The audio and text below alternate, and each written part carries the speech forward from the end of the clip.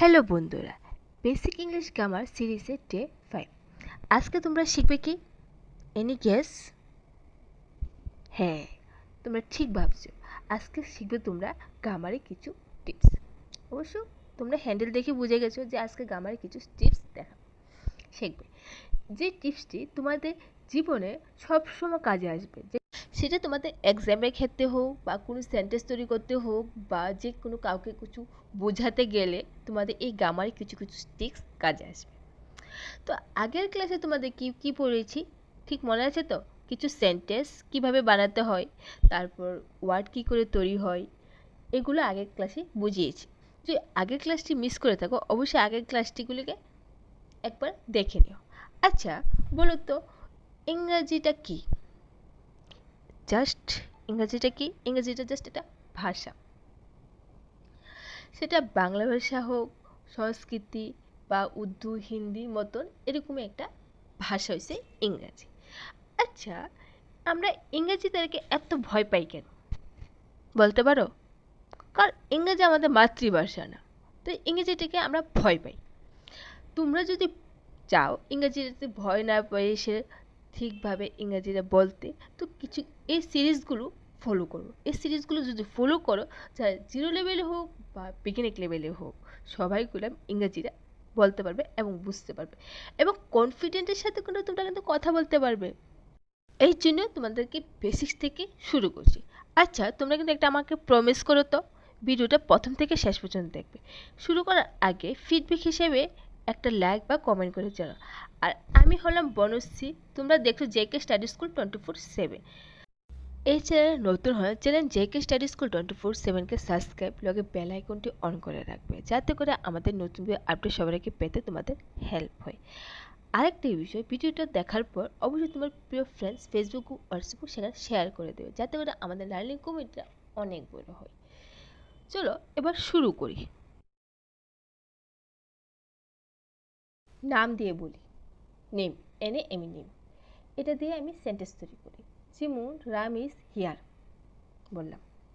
আচ্ছা, এখানে রামরা কি ছোট হাতের হবে না বড় হাতের হবে তুমি বলো তো? আচ্ছা, আমার নাম দিয়ে বলি, বনশ্রী ইজ হিয়ার। এটা বাদ দাও, তোমাদের নাম দিয়ে বলি। আচ্ছা, তোমাদের নাম তো আমার জানা নেই, অবশ্যই তোমরা যারা যারা দেখছো ভিডিওটা অবশ্যই কমেন্ট করে তোমাদের নামগুলো আমাকে বলবে। আচ্ছা, যে কোনো নাম দিয়ে আমরা সেন্টেন্স বানাই না করে, সেই ক্ষেত্রে কোনো আমরা কীটা করবো? ইয়েস, ক্যাপিটাল লেটার দিয়ে আমরা বলবো, বা লেখার সময় বা এক্সামের সময় আমরা ক্যাপিটাল লেটার দিয়ে সেরে আমরা সেন্টেন্সটা তৈরি করব। মনে রাখবে, যে কোনো নাম দিয়ে যখন আমরা বলি, সে যে বলি না কেন সেন্টেন্সের যে কোনো জায়গার সে নামটা যদি থাকে, সেই নামটা কিন্তু ক্যাপিটাল লেটার হবে। এক্ষেত্রে রাম ইজ হিয়ার এটা বড় হাতের হবে। যদি এখানে আরও নাম ইউজ করছি না। আচ্ছা, আরেকটা কথা বলি তো, যদি এই নামটাকে আমরা যদি মাঝখানে ইউজ করি, সেটা কি বড় হাতের হবে না ছোট হাতের হবে বলো? না, সেটা বড় হাতের হবে। কেন? নাম দিয়ে তো আমি প্রথমেই বললাম, নাম দিয়ে যখন কোনো কিছু সেন্টেন্স শুরু হবে সেক্ষেত্রেগুলো আমরা ক্যাপিটাল লেটার হবে। ইস রাম দেয়ার, রাম কি ওখানে? ইস রাম দেয়ার মানে কি রাম কি ওখানে, বা ওটা কি রাম, বা এটা কি রাম, ইজ দ্যাট রাম। এক্ষেত্রে কোনো রাম করলাম লাস্টে ইউজ করা হয়েছে। ইজ দিস রাম মানে এটা কি রাম, বা রাম খাচ্ছে, রাম ইজ ইটিং। মনে রাখবে, যে কোনো সেন্টেন্স যদি কোনো নাম দিয়ে শুরু হয়, সেক্ষেত্রে রাম হোক, পূজা হোক, রাহুল হোক, যে কোনো নাম দিয়ে শুরু হোক, সেই ক্ষেত্রে নামটা কিলো বড় হাতের হবে। ক্লিয়ার? এনি ডাউট বলো? আচ্ছা ঠিক আছে। Next, I. আই দিয়ে কোনো সেন্টেন্স শুরু করে, আমরা আই দিয়ে কোনো স্থানে যদি আই দিয়ে সেন্টেন্স শুরু করি, সেই ক্ষেত্রে আই কী করি? ইয়েস, ক্যাপিটাল দিয়ে শুরু করি। আই ক্যাপিটাল দিয়ে শুরু করি। যেমন আমি জানি না, আই ডোন্ট নো, এক্ষেত্রে আই কি? Capital letter. ফর আমি এটা কেন করেছি? Why am I doing this, why am I doing this.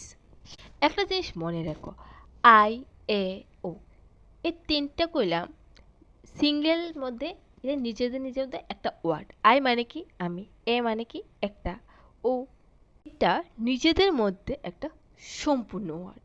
তা আই এ ও এগুলোর মধ্যে যখন আমরা বলি তখন বললাম এগুলো দিয়ে যখন আমরা কাউকে বলি বা কথা বলি বা কাউকে বোঝাতে বলি তখন বলে এগুলো একটা সম্পূর্ণ ওয়ার্ড আই। আর সেকেন্ড কি, আমি এটা কেন করেছি। একই ক্ষেত্রে দেখো আই করলাম মাঝখানে লেখা, সেই ক্ষেত্রে করলাম আইকে ক্যাপিটাল লেখা কেন ধরেছি, কারণ এই সেন্টেন্সটার মধ্যে আই আছে। আর আই নিজের নিজের যখন সিঙ্গেল ওয়ার্ড থাকবো তখন করলাম আমরা বড় হাতে ইউজ করব।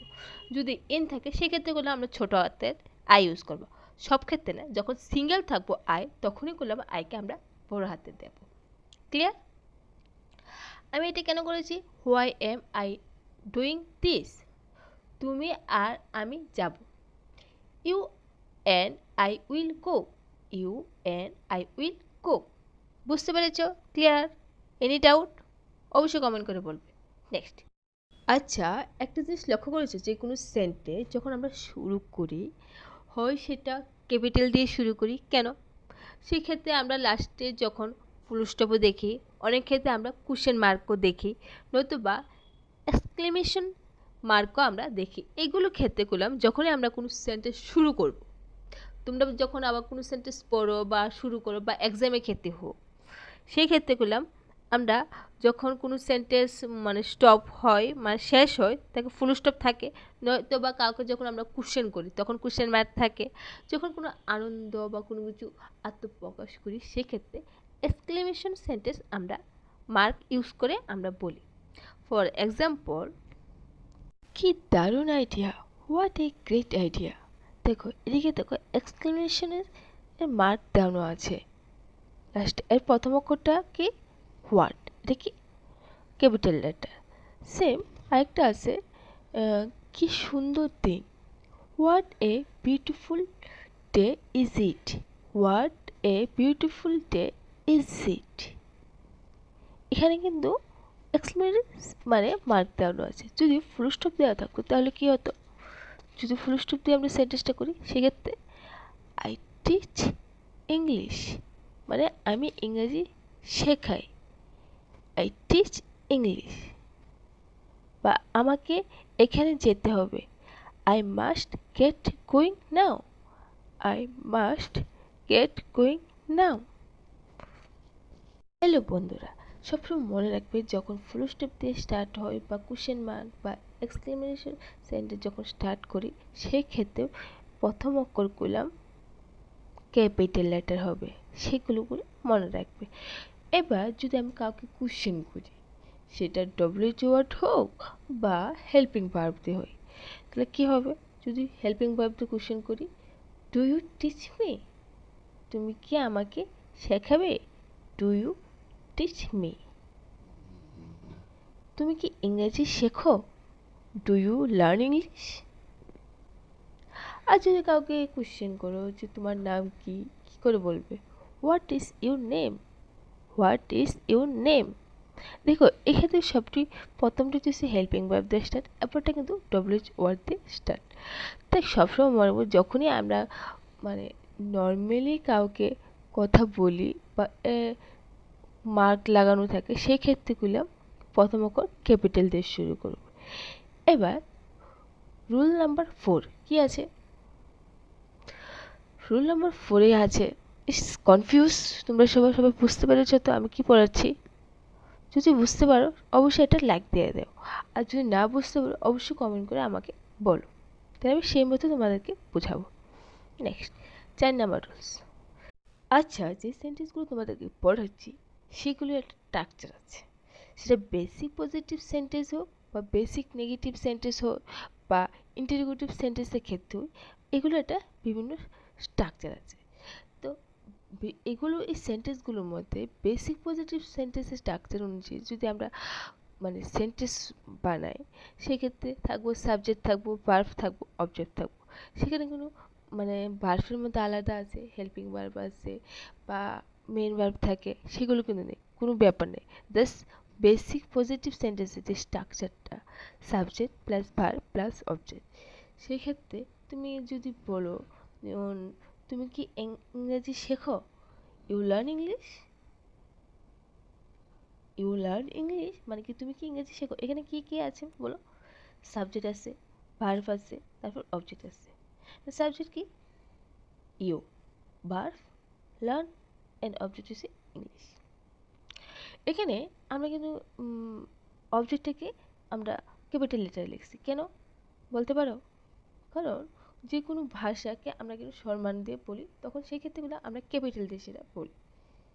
সেক্ষেত্রে ইংলিশ হোক, বেঙ্গলি হোক, হিন্দি হোক, যে কোনো ভাষা হোক, সেক্ষেত্রেগুলো আমরা গেলাম হিন্দি হলে এসটাকে বড় রাখি, এখানে ইংলিশ, তাই এখানে আমরা ইংলিশটাকে বড় রেখেছি। তুমি কি ইংরেজি শেখো? You learn English. আমি কমলা পছন্দ করি। I like orange. I like orange. Puja goes to school. Puja goes to school মানে কি? পূজা স্কুলে যাই, মানে পূজা হচ্ছে সাবজেক্ট, গোজ হচ্ছে গীতা ভার, আর টু স্কুল অবজেক্ট। ক্লিয়ার? তো এই সেন্টেন্সটাই যদি এগুলো সেন্টেন্সগুলো যদি আমরা নেগেটিভে নিয়ে যাই, মানে বেসিক নেগেটিভ সেন্টেন্সে যদি নিয়ে যাই এই স্ট্রাকচার অনুযায়ী, তখন হবে subject plus helping verb plus not plus main verb, তারপর হচ্ছে অবজেক্ট। ক্লিয়ার? তুমি ইংরেজি শেখাও না। You do not learn English. You do not learn English কী হবে? প্রথমে কি? সাবজেক্ট প্লাস হেল্পিং ভার্ব কি? ডু, তারপর হচ্ছে নট, নেগেটিভ দিকে এখানে নট লাগানো হয়েছে, তারপর হচ্ছে মেইন ভার্ব লার্ন, তারপরে English. You do not learn English.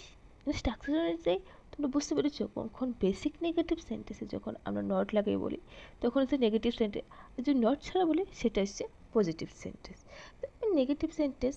Next, Shyam স্কুলে যায় না, কি হবে? Shyam doesn't not go to school. Shyam doesn't not go to school, এখানে শ্যাম হচ্ছে সাবজেক্ট, তারপরে হচ্ছে হেল্পিং ভার্ব কি? ডাজেন্ট, তারপরে নট, মেন ভার্ব কি? গো টু স্কুল মানে অবজেক্ট। যখন আমরা ইন্টারোগেটিভ মানে কোশ্চেন বোধক আমি কোশ্চেন করি কাউকে, তখন হবে কোশ্চেন ওয়ার্ড। কোশ্চেন ওয়ার্ডের ক্ষেত্রে তুমি ডব্লিউএইচ ওয়ার্ড বলতে পারে বা হেল্পিং ভার্ব দিয়ে হতে পারে। তো এখানে আমরা ডব্লিউএইচ ওয়ার্ড দিয়ে বলছি, WH word plus helping verb plus subject plus main verb তারপর অবজেক্ট। এক্ষেত্রে কিন্তু সাবজেক্ট সবার আগে আসেন, প্রথমে আসে ডব্লিউএইচ ওয়ার্ড অথবা হেল্পিং ভার্ব। যে ডব্লিউএইচ ওয়ার্ড দিয়ে আমরা কোশ্চেন করি, তো তুমি কেন ইংরেজি শেখো? Why do you learn English. Why do you learn English. এখানে দেখো ডব্লিউএইচ ওয়ার্ড কি? হোয়াই, এটাকে আমরা হোয়াট দিয়েও বলতে পারি। তো what is your favourite colour, এখানে আমি একটা প্রথমটি বুঝাই দিই। Why do you learn English, এখানে হোয়াই হয়েছে ডব্লিউএইচ ওয়ার্ড কোশ্চেন, যেটাতে আমরা কোশ্চেন করি, হোয়াই। ক্লিয়ার? তারপরে হেল্পিং ভার্ব কি? ডু, তারপরে সাবজেক্ট কি? ইন কেস হে ইউ, তারপর লার্ন ইংলিশ, লার্ন হচ্ছে মেন ভার্ব, অবজেক্ট হচ্ছে ইংলিশ। ক্লিয়ার? হ্যালো বন্ধুরা, তোমাদেরকে একটা কোশ্চেন করি, অবশ্যই তোমরা কমেন্ট করে তোমরা বলবে এই স্ট্রাকচারটা কীভাবে হবে। তা আমি সেন্টেন্সটা বলছি, বাংলা মিনিংটা বলে দিচ্ছি, আর একটা সেন্টেন্স জাস্ট বলে দিচ্ছি, এর বাংলা মিনিংটা কী হবে অবশ্যই কমেন্ট করে বলো। What is your favourite colour, এর স্ট্রাকচারটা কী হবে আমাকে কমেন্ট করে বলো। হোয়াট ইজ ফেভারিট কালার মানে কি? তোমাদের ফেভারিট রঙটা কি সেটাও আমাকে কমেন্ট করে বলবে। আর তোমাদেরকে একটা কোশ্চেন করি, why do you study English, এর বাংলা মিনিংটা কী হবে অবশ্যই কমেন্ট করে বলবে। এবার ইন্টারোগেটিভ সেন্টেন্সের ক্ষেত্রে বেসিক ইন্টারোগেটিভ সেন্টেন্সের মধ্যে আমরা এবার শুধু ডব্লিউএইচ বাদ দিয়ে সেরে হেল্পিং ভার্ব দিয়ে করি। হেল্পিং ভার্ব মানে কোশ্চেন ওয়ার্ড বাদ দিয়ে সেটা আমরা হেল্পিং ভার্ব স্ট্রাকচার অনুযায়ী হেল্পিং ভার্বের মধ্যে পড়বে হেল্পিং ভার্ব, তারপরে সাবজেক্ট, তারপরে এসে মেন ভার্ব, তারপর অবজেক্ট। আচ্ছা তোমরা কি জানো হেল্পিং ভার্বটা কিন্তু কোশ্চেন করা যায় কীরকম? ডু ইউ লার্ন ইংলিশ, তুমি কি ইংরেজি শেখো? ডু ইউ লার্ন ইংলিশ, এগুলো আমরা ডব্লিউএইচ ওয়ার্ড ইউজ করি। ডব্লিউএইচ ওয়ার্ড কোনো জানো তো? হোয়াই, হোয়াট, হাউ, তারপরে হচ্ছে হোয়ার, এগুলো হচ্ছে ডব্লিউএইচ ওয়ার্ড। এগুলো বাদ দিয়ে যখন আমরা কোশ্চেন করি তখন আমরা করলাম হেল্পিং ভার্ব দিয়ে কোশ্চেন করি। তখন do you learn English, do হচ্ছে হেল্পিং ভার্ব, তারপরে সাবজেক্ট, তারপরে মেন ভার্ব হচ্ছে লার্ন, তারপরে ইংলিশ, অবজেক্ট হচ্ছে ইংলিশ। তুমি কি ইংরেজি শেখো? Do you learn English. Clear? বুঝতে পেরেছ? এবার নেক্সট, এইবার সেন্টেন্স হচ্ছে একটা মাত্র সাবজেক্ট একটা মাত্র ভার্ব থাকা প্রয়োজন, কিন্তু সেখানে কিন্তু অবজেক্ট না থাকলেও চলবে, অবজেক্ট অপশনাল। যদি যদি আমি বলি যেমন তুমি খাচ্ছ, ইউ ইটিং, রাম খাচ্ছে, রাম ইটিং, বা কোথাও যাচ্ছ, রাম যাচ্ছে, কি হবে? রাম গোস। এখানে কি দেখো, রাম হচ্ছে সাবজেক্ট, গোস হচ্ছে ভার্ব। যদি অবজেক্ট লাগিয়ে বলি রাম ইংরেজি শেখে, কি হবে? রাম লার্ন ইংলিশ, মানে কি রাম ইংরেজি শেখে। বাট এখানে ইম্পর্টেন্ট সেন্টেন্সের মধ্যে যদি সাবজেক্টকে হাইট রেখে বলি তো কীভাবে বলবি? যেমন গো, সে, সিট। যেমন বলি তুমি গো, এখানে কইলাম গো বলতে বলে সামনে মানুষকে গো মানে যেতে বলছো, কীভাবে বলছো? তুমি যাও, গো, গো দিয়ে বলছো। ইউ গো মানে কি, এখানে ইউটাকে হাইট রেখে বলছো। সে মানে কি, তুমি বলো, সে মানে তুমি বলো, সে মানে তো বলা, তুমি বলো, ইউ সে। সিট, কাউকে বলছো, সিট মানে কি, তুমি বসো। এখানে প্রত্যেকটা সেন্টেন্সে দেখো, আমরা বললাম স্ট্রাকচারটা অনুযায়ী বলছি, প্রত্যেকটা সেন্টেন্স দেখো সাবজেক্টটাকে হাইট রেখে আমি বলছি। নেক্সট, এখানে the subject and very most agree in number. কেউ বুঝতে পেরেছো আমি কি বলতে বুঝিয়েছি?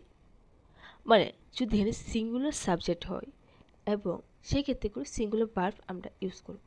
আর এখানে যদি প্লুরাল সাবজেক্ট হয় তাহলে প্লুরাল ভার্ব ইউজ করব। যাই বলছি, the subject and verb must agree in number. Number কি? Singular and plural. সাবজেক্ট যদি সিঙ্গুলার হয় সেক্ষেত্রে আমরা ভার্ব আর সিঙ্গুলার ভার্ব ইউজ করব। যদি প্লুরাল সাবজেক্ট হয় তাহলে প্লুরাল ভার্ব ইউজ করুন। বুঝতে পারোনি কীভাবে আমি বলতে বুঝছি? যেমন রাম একটা কোম্পানিতে কাজ করে, বা সে একটা মানে কোম্পানিতে কাজ করে, সে মানে কি সিঙ্গুলার। হ্যাঁ, জাস্ট এখানে নাম দিয়ে বলছি রাম একটা কোম্পানিতে কাজ করে। Ram work in a company. আর যদি পুরুষ বলতাম, বা তারা একটা কোম্পানিতে কাজ করে, বা রাম অ্যান্ড শ্যাম অথবা রোহন একটা কোম্পানিতে কাজ করে। Ram and Rohan work in a company, কারণ তারা ফ্রেন্ডস, দে আর ফ্রেন্ডস, তারা বন্ধু। এখানে কি হয়েছে? ক্লিয়ার? বুঝতে পেরেছো সবাই? যখন একটা মাত্র সাবজেক্ট একটা মাত্র ভার্ব ইউজ করি সেটা হচ্ছে সিঙ্গুলার, আর যখন প্লুরাল সাবজেক্ট ইউজ করি তখন প্লুরাল ভার্ব ইউজ করি। তো সিঙ্গুলার দেখে এখানে আমরা ওয়ার্ক ইউজ করছি, আর প্লুরাল দেখে এখানে ওয়ার্ক ইউজ করছি। সিঙ্গুলার ক্ষেত্রে লাস্টে দেখো এর যুক্ত আছে, কিন্তু প্লুরালের ক্ষেত্রে সেটা না। আচ্ছা, এবার 7 নম্বর রুলস কি? যে সিঙ্গুলার সাবজেক্টের সাথে অর থাকবো, যেমন রাম অ্যান্ড রোহন, রাম আর রোহন দিয়ে বলছি, যখন অর মানে অর লাগিয়ে ইউজ করে বলছি সেক্ষেত্রে করলে সিঙ্গুলার ভার্ব ইউজ করা যায়।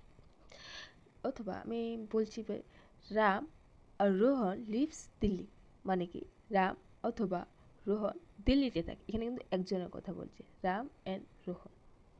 এখানে তোমরা বলতেই পারো যে এর আগেরটা তো এন দিয়ে বলছি যে Ram and Rohan work in a company, মানে কি রাম অ্যান্ড রোহন একটা কোম্পানিতে কাজ করে। ক্লিয়ার? কিন্তু এই ক্ষেত্রে আমরা কেন সিঙ্গুলার ভার্ব বলছি? কারণ রাম অ্যান্ড রোহন, এখানে কিন্তু অর আছে, রাম অথবা রোহন দিল্লিতে থাকে। ক্লিয়ার? একজনের কথা বলছে, রাম অথবা রোহন দিল্লিতে থাকে, রাম থাকতে পারে অথবা রোহনও থাকতে পারে। বা এনাদার, নেদার লাগে আমরা সিঙ্গুলার ভার্ব বলি। অনেক ক্ষেত্রে করলাম আমরা এনাদার বা নেদার লাগিয়ে করলাম মানে সিঙ্গুলার ভার্ব ইউজ করা। নেদার নেগেটিভ, মানে নেগেটিভের ক্ষেত্রে আমরা বলি, আর এনাদার হচ্ছে পজিটিভের ক্ষেত্রে আমরা বলি। কিন্তু অনেক সময় আমরা কিন্তু সেন্টেন্সগুলো দেখি এনাদার নেদার মানে বুঝতে পারি না। ক্লিয়ার? তোমরা বুঝো কি এনার নেদার ওই অনেক সময় লেখা থাকে যে এটার মানে কি, এটার মানে কি, কিন্তু এনাদার হচ্ছে আমরা পজিটিভ ক্ষেত্রে ইউজ করি, নেদার হচ্ছে আমরা নেগেটিভ ক্ষেত্রে ইউজ করি। তো another Ram and Rohan live in Delhi, হয়তো রাম অথবা রোহন দিল্লিতে থাকে। অথবা যদি neither Ram and Rohan live in Delhi বলি, কি হবে? রাম বা রোহন কেউ দিল্লিতে থাকে না। নেদার মানে নেগেটিভ বাচন অর্থে বা না বাচক শব্দে আমরা ইউজ করে থাকি। ক্লিয়ার? বুঝতে পেরেছো সবাই? আমাকে অবশ্যই কমেন্ট করে বলো তো আমি ঠিকভাবে বোঝাতে পারছি কি না। কারণ তোমাদের একটা লাইক আর একটা কমেন্ট আমাদেরকে একটা অনুপ্রেরণা দিতে আমি ঠিকভাবে বলছি। তাই বলছি তোমরা যদি বুঝে থাকো অবশ্যই কমেন্ট করে বলো, আর যদি না বুঝে থাকো তবেও তুমি কমেন্ট করে আমাকে বলতে পারো। এবার নেক্সট 8 নাম্বার রুলস, ইটস আর ইটস বোথ অফ ডিফারেন্স। কি বুঝতে পারছো? ইটস অ্যান্ড ইটস একটার মধ্যে অ্যাপোস্ট্রফি এস লাগানো আর একটা এস ছাড়া, মানে এগুলোর মধ্যে ডিফারেন্সটা কি? ইটস ইটস মানে কি ইট ইজও হয় বা ইট হ্যাজও হয়। তো এটা আমরা সেন্টেন্স অনুযায়ী আমরা বুঝতে পারবো, কারণ এগুলো তো আমরা প্র্যাকটিস না করলে তোমরা বুঝতে পারবে না। যেমন ইটস গেটিং ডার্ক, এক্ষেত্রে কোন ইটসে ইউজ করা হয়েছে? এক্ষেত্রে করলাম ইট ইজ ইউজ করা হয়েছে। ইট ইজ গেটিং ডার্ক মানে কি অন্ধকার হয়ে আছে। আর যদি ইট হ্যাজ লাগিয়ে বলি, কিন্তু সংক্ষেপে তো ইটস, তো তোমরা তো কোশ্চেন থাকতেই পারে এখানেও ইটস এখানেও ইটস, তো কীভাবে আমরা বুঝবো? ভয়ের কিছু কারণ নেই, আমি বলছি। যখন কোনো সাবজেক্টের মধ্যে বিন লাগানো থাকবে তখনই বুঝতে পারবে এখানে না ইট হ্যাজ ইউজ করছি। It's has been so long since we test met, আমাদের শেষ দেখা হওয়ার পর অনেক দিন হয়ে গেছে। তোমরা ক্লিয়ারলি বুঝতে পারছো তো ইটস আর ইটস হ্যাজের মধ্যে কোনটা আমরা ডিফারেন্স? ইট হ্যাজ যখন আমরা ইউজ করি তখন বিন লাগে, আর যখন ইটস ইউজ করি তখন বুঝতে পারবে এখানে ইট ইজ ইউজ করা হয়েছে। আর যখন ইটস ইউজ করার পর বিন লাগানো থাকে তখন মনে করবে ইট হ্যাজ এখানে ইউজ করা হয়েছে। আর ইটস ইটস আমরা কখন ইউজ করি?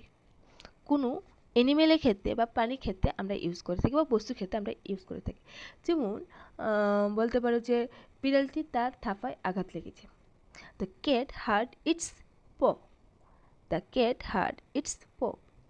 আগে আরেকটাভাবে বলি, যেমন কোম্পানি তার হার বেড়ে গেছে, কী হবে? The company risk and rate মানে কোম্পানির হার বেড়েছে। এক্ষেত্রেগুলো দুটোটা ক্ষেত্রে করলাম, একটা অ্যানিমেলের ক্ষেত্রে হোক আমরা কোম্পানির বা কোনো জিনিসের ক্ষেত্রে হোক, এখানে কিন্তু অ্যাপোস্ট্রফি এস ইউজ করে। যদি অ্যাপোস্ট্রফি এস ইউজ করে বলি ইট ইজ অথবা ইট হ্যাজ ইউজ করে আমরা বলি। এবার বলি যে ইয়োর অ্যান্ড ইয়োর সাউন্ড দুটো সেম, ইয়োর অ্যান্ড ইয়োর্স এক্ষেত্রেগুলো সাউন্ড মানে সেম উচ্চারণ, দেখো তোমরা উচ্চারণ করে দেখো সাউন্ডগুলো সেম। ইয়োরের মিনিং কি? ইয়োরের মিনিং হচ্ছে তোমার, এটা তোমার bag, this is your bag, বা এটা তোমার কলম, দিস ইজ ইয়োর পেন। কিন্তু ইয়োর যখনই দেখবে অ্যাপোস্ট্রোফিস আর লাগানো আছে তখন বলো এটা ইউ আর হয়ে যাবে। ইউ আর মানে কি সংক্ষেপে ইয়োরে আমরা ইউ আর যখন অ্যাপোস্ট্রোফি থাকে মানে you are welcome, your welcome অথবা ইউ আর ওয়েলকাম, তোমাকে স্বাগত বা আপনাকে স্বাগত। তুমি ভালো করেছো, ইউর ডুইং গুড মানে কি তুমি ভালো করেছো। এক্ষেত্রে যখন ইউ আর মানে সংক্ষেপে ইউ আরকে ইউর বলে সংক্ষেপে, আর ইউর হইছে তোমার। ক্লিয়ার? নেক্সট 10 নম্বর রুলসে কি আছে? আচ্ছা তোমাদের কি বুঝতে অসুবিধা হচ্ছে? আমি কিন্তু বুঝতে পারছি না, তোমাদের কি রেসপন্স আমি পাচ্ছি না। তোমার যদি বুঝতে অসুবিধা হয় অবশ্যই কমেন্ট করে বলো, না হলে আমি বুঝতে পারবো না যে তোমরা বুঝতে পারছো কি না। আর তোমাদের একটা লাইক আর একটা কমেন্ট আমাদেরকে অনেক অনুপ্রেরণা দেয়, যে আমরা বুঝতে পারি যে আমি বোঝাচ্ছি তো সেটা ভালোভাবে বুঝতে পারছো। তাই বলছি একটা লাইক বা একটা কমেন্ট করে আমাকে বলবে, যারা দেখবে অবশ্যই একটা লাইক বা একটা কমেন্ট করে বলবে। এবার দেয়ার অ্যান্ড দেয়ার এই সাউন্ডগুলো সেম, তোমরা উচ্চারণ করে দেখো।